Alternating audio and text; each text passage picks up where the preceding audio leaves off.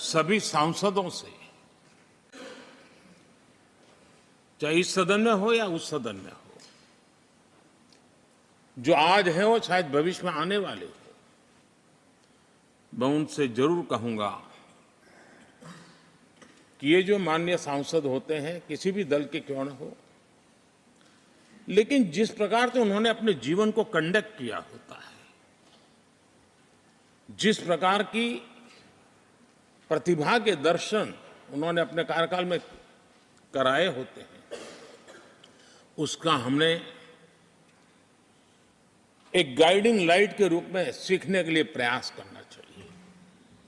मुझे याद है उस सदन के अंदर लास्ट कुछ दिनों में एक वोटिंग का अवसर था, विषय तो मैं छूट गया मेरा, लेकिन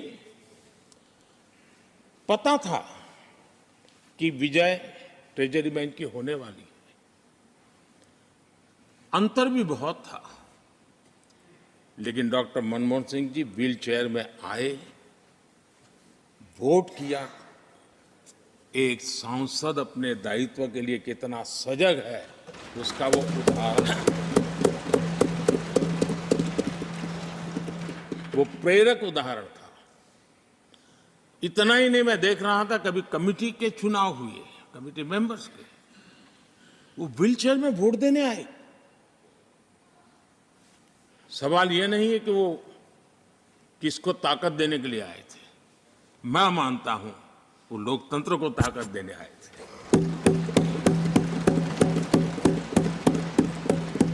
और इसलिए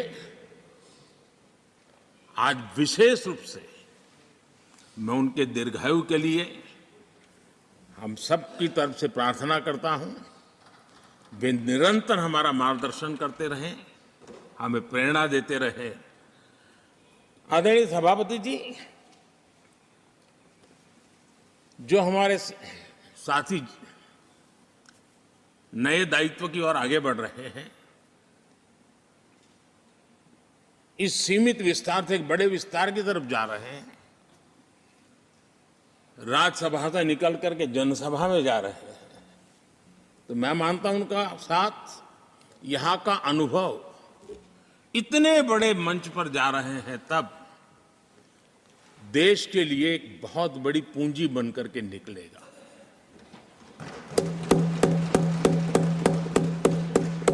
किसी यूनिवर्सिटी में भी 3-4 साल के बाद एक नया व्यक्तित्व बाहर निकलता है। ये तो 6 साल की विविधताओं से भरी हुई है, अनुभव से घड़ी हुई एक ऐसी यूनिवर्सिटी है जहां 6 साल रहने के बाद कोई भी व्यक्ति ऐसा निखर करके निकलता है, ऐसा तेजस्वी बन करके जाता है, वो जहां भी रहता है, जिस भूमिका से रहता है, वो अवश्य हमारे कार्य को अधिक ताकतवर बनाएगा, राष्ट्र के काम को गति देने का सामर्थ्य देगा। ये जो माननीय सांसद जा रहे हैं, एक प्रकार से वो वैसे ग्रुप है जिनको दोनों सदन में रहने का, पुराने वाले संसद के भवन में भी और नए वाले संसद के भवन में भी उनको रहने का अवसर मिला। ये साथी जा रहे हैं, वो आजादी के 75 वर्ष अमृत काल का, उसके नेतृत्व का साक्षी बनकर के जा रहे हैं। और ये साथी जो जा रहे हैं, हमारे संविधान के 75 साल, उसकी भी शोभा बढ़ाते हुए आज हम सबके साथ जा रहे हैं, तो अनेक स्मृतियां लेकर के जा रहे हैं। हम वो दिन भूल नहीं सकते कि कोविड के कठिन कालखंड में हम सब ने परिस्थितियों को समझा, परिस्थितियों के अनुकूल अपने आप को गढ़ा। यहां बैठने के लिए कहा तो यहां बैठो, वहां बैठने के लिए कहा तो वहां बैठो, उस कमरे में बैठने के लिए कहो। किसी भी दल के किसी भी सांसद ने ऐसे विषयों को लेकर के देश के काम को रुकने नहीं दिया। और कोरोना के वो कालखंड जीवन और मौत का खेल था, घर से बाहर निकले पता नहीं क्या होगा। उसके बाद भी माननीय सांसदों ने सदन में आकर के देश की जिम्मेवारियों को निभाया, देश को आगे बढ़ाया। और इसलिए मैं समझता हूं कि उस कालखंड ने हमें बहुत कुछ सिखाया है। संकटों के बीच भी भारत की संसद में बैठे हुए व्यक्ति कितने बड़े दायित्व को निभाने के लिए कितना बड़ा रिस्क भी लेते हैं और कितनी कठिनाइयों के बीच में काम भी करते हैं, इसका अनुभव भी हमें हुआ। सदन में खट्टे मीठे अनुभव भी रहे। हमारा कुछ दुखद घटनाएं भी रही। कोविड के कारण हमारे कुछ साथी हमें छोड़ के चले गए, आज वो हमारे बीच नहीं है। वो भी सदन के इसी कालखंड के कुछ प्रतिभाएं थी जो हमारे बीच से चली गई। वो एक दुखद घटना को हमने स्वीकार करते हुए भी हम आगे बढ़ते रहे। और भी ऐसी कुछ घटना हुई। कभी कभी फैशन परेड का भी हमने दृश्य देखा। काले कपड़ों में सदन को फैशन शो का भी लाभ मिला। तो ऐसी विविधताओं के अनुभव के बीच हमारा कार्यकाल बीता। और मैं तो अब खड़गे जी आ गए हैं तो मेरा एक धर्म तो निभाना ही पड़ता है मुझे। कभी कभी कुछ काम इतने अच्छे होते हैं जो बहुत लंबे समय तक उपयोगी होते हैं। हमारे यहाँ कोई बच्चा कुछ अच्छी चीज कर लेता है, कोई बच्चा अच्छे कपड़े वपड़े पहन करके अवसर के लिए तैयार होता है तो परिवार में एक आध स्वजन आ जाता, अरे किसी की नजर लग जाएगी, उसको काला टीका कर दो। तो ऐसे काला टीका कर देते हैं। आज देश पिछले 10 साल में समृद्धि के नए नए शिखर सर कर रहा है। एक भव्य दिव्य वातावरण बना है, उसको नजर न लग जाए, इसलिए काला टीका करने का एक प्रयास हुआ है। मैं उसके लिए भी खड़गे जी का बहुत धन्यवाद करता हूं, ताकि इस हमारी प्रगति की यात्रा को कोई नजर न लग जाए। ये नजर न लग जाए इसलिए आपने आज जो काला टीका किया है। मैं तो सोच रहा था सब काले कपड़ों में आएंगे, लेकिन शायद काला जादू खिंचते खिंचते खिंचते ब्लैक पेपर तक चला गया है। लेकिन फिर भी मैं उसका भी स्वागत करता हूं, क्योंकि जब भी अच्छी बात होती है काला टीका नजर न लग जाए, इसलिए बहुत जरूरी होता है। और उस पवित्र काम को, और आज जिस उम्र के हैं उस व्यक्ति जब ये काम करता है तो जरा अच्छा रहता है। तो मैं इसके लिए भी आपका आभार व्यक्त करता हूं। आदरणीय सभापति जी, ये विषय कोई लंबा बोलने का तो है नहीं, लेकिन हमारे यहाँ शास्त्रों में एक बहुत बढ़िया बात कही गई है। शायद हमारे सब साथी जा रहे हैं तो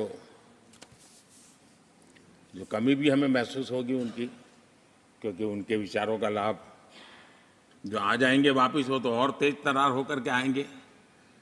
जिसको हमला करना है वो भी मजेदार हमले करेंगे, और जिसको रक्षा कवच बनाना है वो भी बढ़िया बनाएंगे।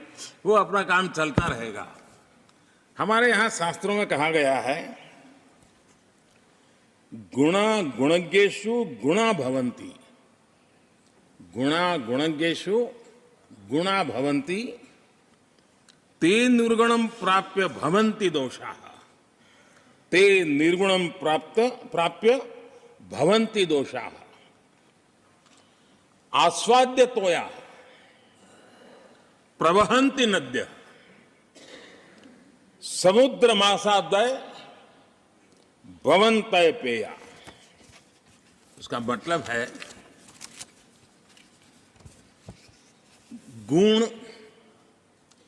गुणी लोगों के बीच रहकर गुण होते हैं। जो गुणी लोगों के बीच रहने का मौका मिला तो उनके साथ रहने से हमारे भी गुणों में बढ़ोतरी होती है। निर्गुण को प्राप्त करके वो दोष युक्त हो जाते हैं। अगर गुणियों के बीच में बैठते हैं तो गुण तो बढ़ जाता है, लेकिन गुण ही नहीं है तो दोष बढ़ जाते हैं। और आगे कहा है, नदियों का जल तभी तक पीने योग्य होता है जब वो बहता रहता है। सदन में भी हर 2 साल के बाद नया प्रवाह आता है। और जब तक बहता रहता है, लेकिन नदी कितनी ही मीठी क्यों ना हो, पानी कितना ही स्वादिष्ट क्यों ना हो, लेकिन जैसे ही समुद्र से मिल जाती हैं, वो किसी काम की रहती नहीं है, उसमें दोष आ जाते हैं, दोषयुक्त हो जाते हैं। और इसलिए समुद्र को प्राप्त करने के बाद पीने योग्य नहीं रहता। मैं समझता हूँ ये संदेश हर एक के जीवन में प्रेरक रहेगा।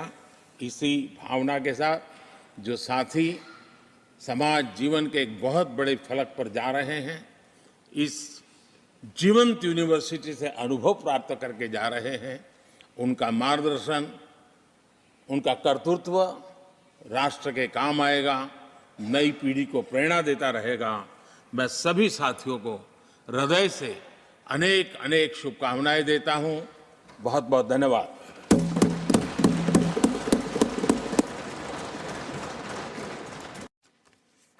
आदरणीय सभापति जी,